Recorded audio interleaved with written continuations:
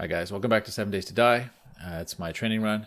It's starting of day 36. Sun's rising, and yeah, our little base by the water here just suffered through Horde 35, and at least our first attempt at it, we were wiped out. So yeah, I'm thinking of setting up a new base at the nuclear facility, the nuclear power station across the way. I've been talking about that a little bit, so we're going to set out in earnest this morning for a little bike ride and go take a look at it over there.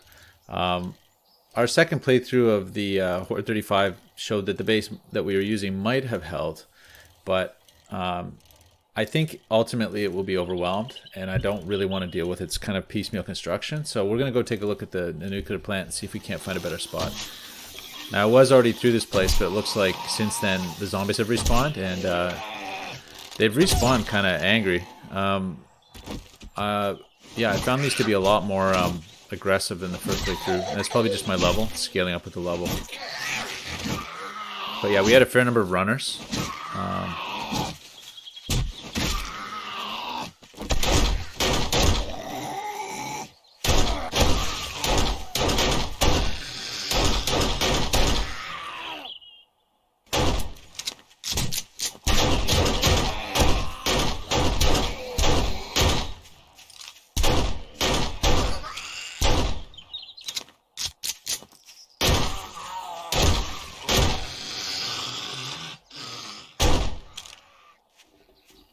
So the welcoming committee was extensive. Yeah, a bunch of runners. Which I guess are ferals.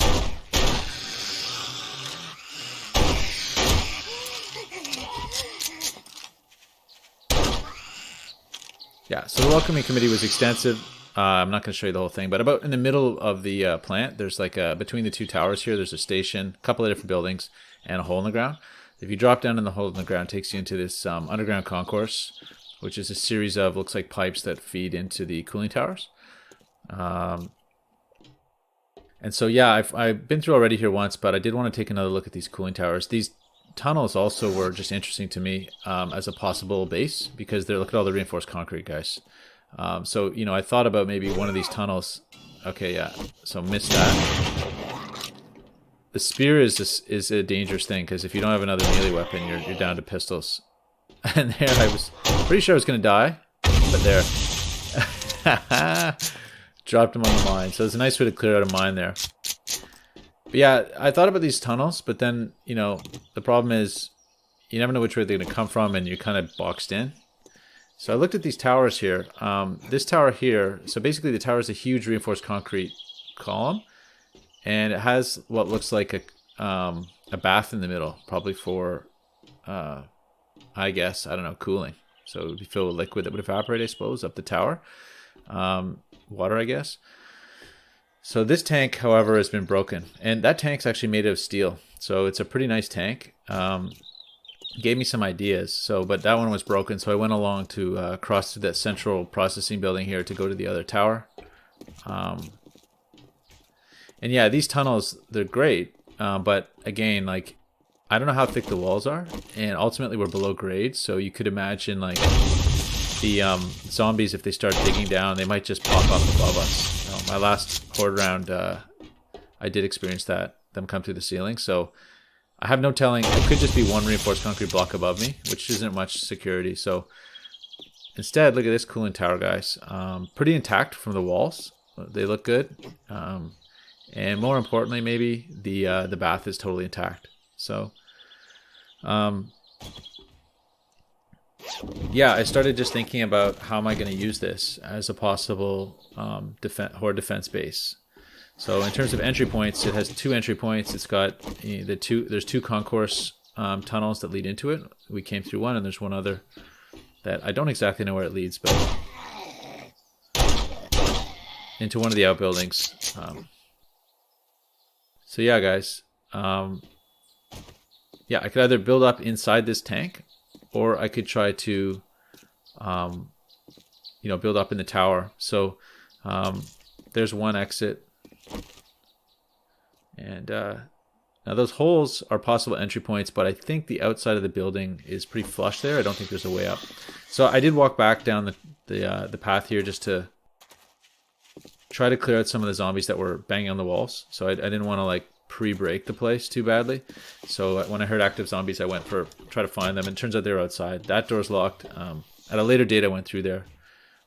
So here we got radiated pool. That is tough. I have no idea how that didn't hit him, but he got lucky, I guess. But yeah, 1,200 points for one of those guys is a pretty good deal, but they do take shotgun rounds. Yeah, so here's how one place you can pop out right beside that entry point, that hole in the ground that I went through. So this is probably a more civilized way to get in through this building. Yeah, so the cooling tower on the left there, it's what, the southeast cooling tower. That's the one that has the better pool in the middle.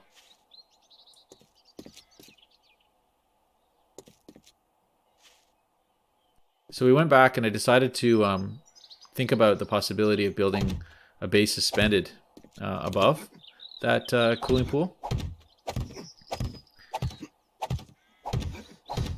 Evaporation tank, I don't know what you call that thing, but the tank.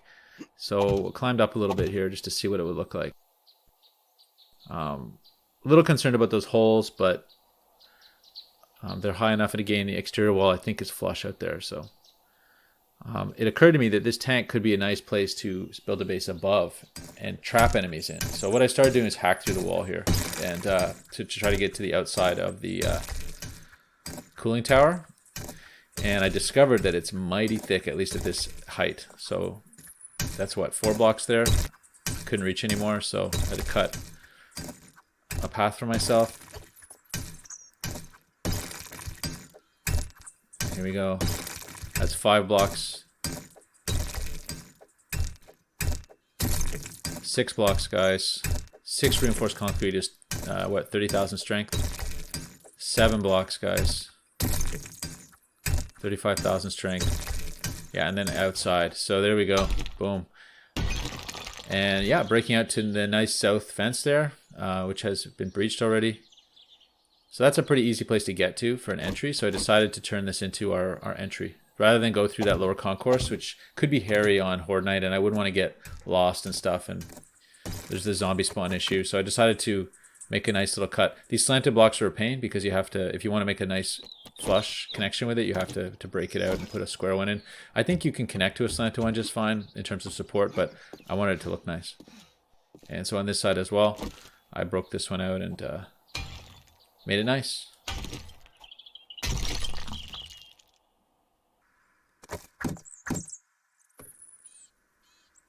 Alright, so here guys, I learned some lessons about structural integrity.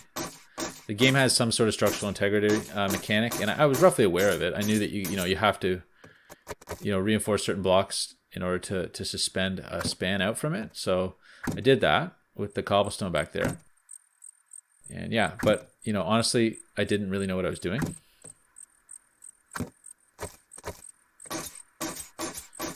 I was just going on a feel here. I mean, that's a lot of cobblestone there. It's nice looking. But I naively thought I might be able to cross the whole thing. I got about halfway out here. And it's really a big span right now. And of course, crunch. There we go. So the cobblestone remained, but all the wood came off. So what I decided to do was build a supporting pole in the middle, rather than try to mess around with that. I knew I could build out to about this point, which is what I just did before I fell. So I decided just to take it easy on myself here. I got a broken leg now, so.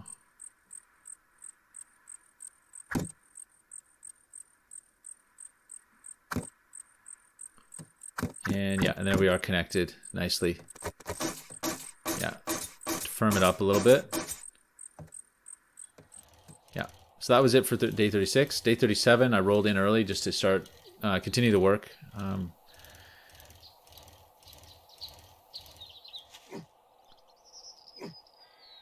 It's really nice being the first couple days after the Horde. You feel like you have a ton of time, and the panic hasn't set in yet. So there we are. Here's our first connection through the entry point, and what I wanted to do was build out arms to the other walls, so I have kind of a cross configuration. And yeah, it was painstaking work. And I broke my leg in the mine overnight as well. So that's why I have 54 minutes of a broken leg still. I was a little sensitive about my possibility of falling here. That's why I gave myself a recovery. Sorry, a bandage. But I probably should have taken a... Okay, so that worked out okay. I did well there. So there we go, guys. A span out to that wall, which is nice. And here, yeah, so there's something there about 6 or 7 blocks it can't support. So I decided to firm this up a little bit. Sort of, I think you have to, if you build a, I don't exactly know how it works, but I think the supporting beam is from wherever that arm starts. So that block on the end, I made it into a wood. I could have made it cobblestone, but it was enough with just straight wood, basic wood, to go all the way out. And for some reason that gave me a little bit of confidence, and I went down again, broke my leg again. So luckily you break the same leg, you re-break it, I guess. So I made another supporting tower here, just to save myself the pain of another break and messing around. So I just, it's not that big a deal to build a tower of frame, so I just did that. And that I hardened up, that central block and the one surrounding it, so...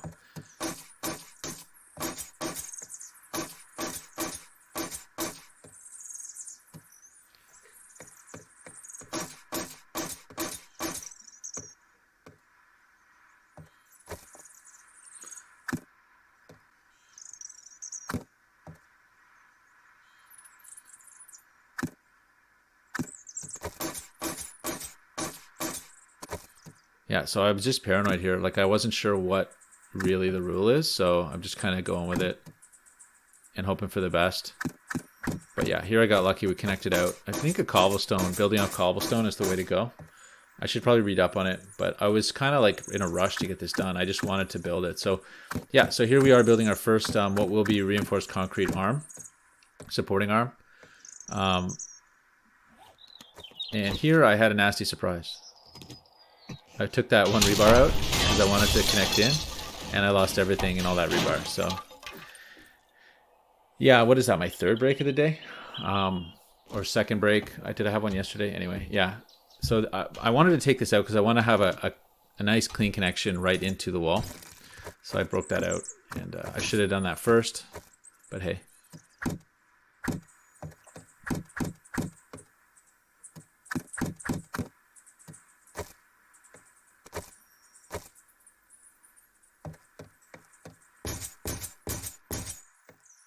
Yeah, so very satisfying to drop that concrete in like that. It's always a good feeling, knowing that you're going to have a reinforced concrete beam.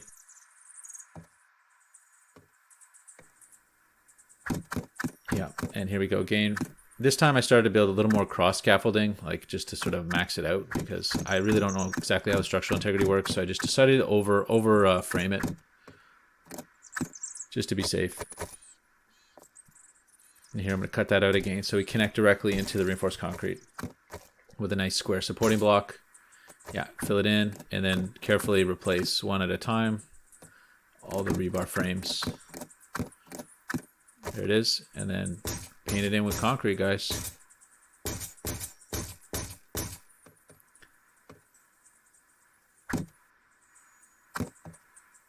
So yeah, cobblestone that, because I think that block there is the critical one for determining the span length, the safe span length. I'm trying to think. I think this is that was my last break for the episode, but I might be wrong. Once you have one break, you might as well get a few more. I wasn't into using splints. I just decided, since we're doing work all day, I might as well just, spend the day broken. Yeah, so we're building in that other rebar arm here. Rebar framed reinforced concrete arm.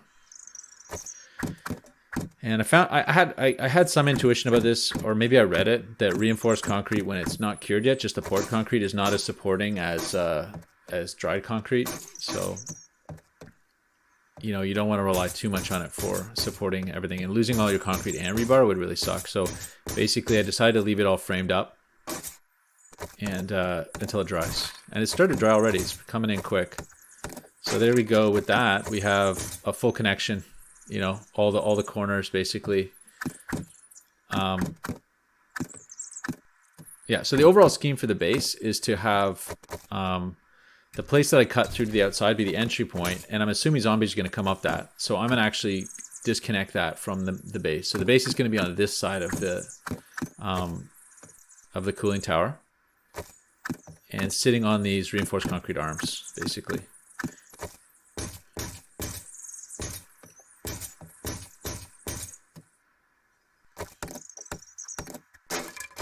And now by putting in this, I've got the core structure right there, which is this cross, you know, 2 to the back wall and 1 to each side wall.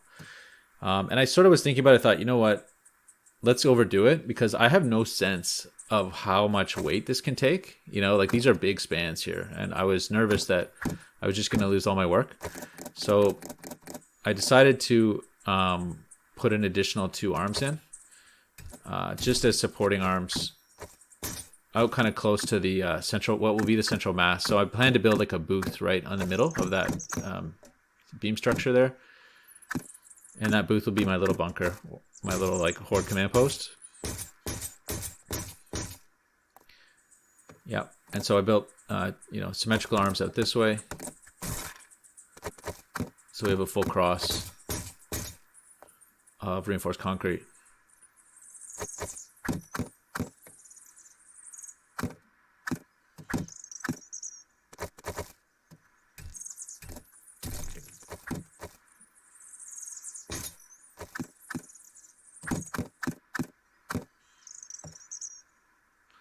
And yeah, decided to overframe this just to be safe. And that reinforced concrete, some of it's already coming in. It's great how quickly it dried. I don't know, the variability on that's big. Sometimes it takes a long time, but this just seemed like a few hours to dry, so it was beautiful. So there we go, guys. That's the core structure. You've got your 2 arms to the back, 2 arms to each side, and a central booth where they all cross, which is where I plan to put the, you know, the base. And I started to take out supporting arms now, guys. Just so it's sort of a moment of truth for me is to see how much strength do I actually have here. By now, the main original arms that I did had all dried, so I had a big cross of dry arms. Now, over the front where you come in, I decided to put in some ceiling pieces here. The plan is to put some traps there. So to put some blade traps hanging down kind of as you come in. And the zombies will come in and walk this plank to attack me on my little perch there, and walk through the blade traps, and hopefully get knocked off by the blade traps and fall down into the pool. So I wanted to take out this block here just to see what we're dealing with in terms of strength. So I pulled that block and she didn't fall. So that was good. Yeah. So widen this out a little bit here. And that was the end of the day. Decided to go down and mine and stuff like that. I had to build more steel ingots. And here we're gonna turn it all into steel, guys, because steel I found out has a better supporting strength than reinforced concrete. It also has 7,000 hit points versus 5, so that's a big deal too, because these beams are everything. So if you know, the cops are below, putting acid on it and stuff, having those extra 2,000 hit points might really matter. Oops, that was an accident. But the supporting strength is critical, because, you know, who knows as I start to build if this whole thing will come down. So, and there I ran out of ingots, so I have to come back for that. But you can see what my intention was, just to make those main supporting beams into steel. And now the second activity was to build a lower gallery. So at the back wall here, which faces the door, I decided to put in a lower gallery that looks over the pool. The idea being to make this into a place to sort of come down and get closer to the enemies that may or may not be trapped in that pool. I was hoping the pool would be a trap. So basically it's a tall wall there, and if I can let them in but not let them out, you know, I should be able to just pick them off from here. So I started building a platform here, which is like a lower gallery that will be a shooting gallery kind of thing. That's the idea.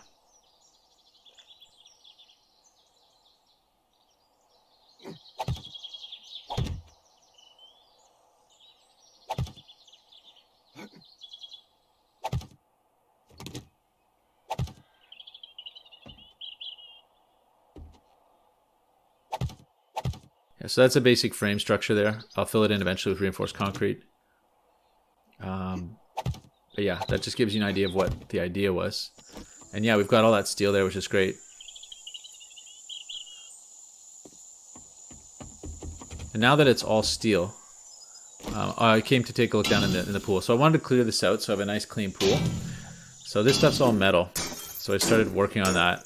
And then I realized, what am I doing here, guys? Why am I trying to do that when I've got gravity that's so badly broken my legs so far over the last 2 days that if I do this, yeah, gravity finally working in my favor for a change. There we go. Clear that out.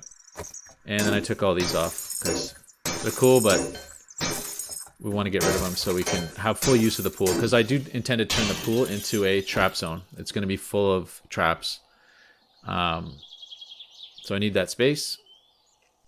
I also don't want things for them to jump on necessarily, unless I want them to. So yeah, that's a good looking pool. It's steel, and it's 3 high, so it's a pretty good little pit to trap zombies in. And I started to frame out my trap zone here. So this is something that I probably want to think through carefully. And I did, I think in the final iteration, it ends up being a little bit different, but the rough idea is there. Build basically blade trap frames, so the blade trap can hang at head level, and you know, so, and it has like a structure to hang off of. And by the end of the, you know, by Horde 42, the point is to fill this all in with blade traps, turn it into cobblestone at least, or maybe even reinforced concrete, depending how things go. But yeah, so you can see there's space for 2 blade traps there. And I filled it through, so we have different rows of this. So the idea is that my final intention was to actually create a path that the zombies have to run. I was actually decided to put a way in and a way out of this pit. And the idea is that they have to run the gauntlet. They come in trying to get close to me because I'll be in the central area, so they'll probably get lured to jump into this pit. And then once they're in, they can't turn around and go out because it's only one way, and they have to run the gauntlet to get out, which means running through the blade traps. So here I'm making a way out, right? And on the other side, opposite corner, I make a way in. And the idea is they're gonna have to run kind of zigzag up and down the channels in order to find their way out. I'm hoping they path like that, and they get hit by all the blade traps along the way. That's the idea roughly. Enemies that fall off the top gangplank as they come in will also fall into the pit here and have to ideally run that gauntlet as well. So that was the kind of idea of the base so far. And I create a little bit of a barrier here just to discourage them from running along that wall. I wanted to create like some barriers that force them force them to drop down into the pit. So once they climb up, they hop down, and then they're gonna have to run the gauntlet.